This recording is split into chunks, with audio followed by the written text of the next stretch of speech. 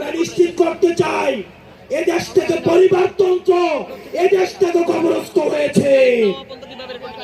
এদেশে কামারের ছেলে প্রধানমন্ত্রী হবে, কুমারের ছেলে প্রধানমন্ত্রী হবে। এদেশে যোগ্যতার ভিত্তিতে এদেশে নেতৃত্ব উঠে আসবে।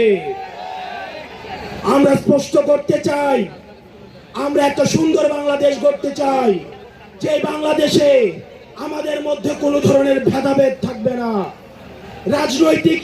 আমাদের রাজনৈতিক পরমত সহিষ্ণুতা থাকবে, মত প্রকাশের স্বাধীনতা থাকবে, আমাদের দ্বিমত প্রকাশের স্বাধীনতা থাকবে।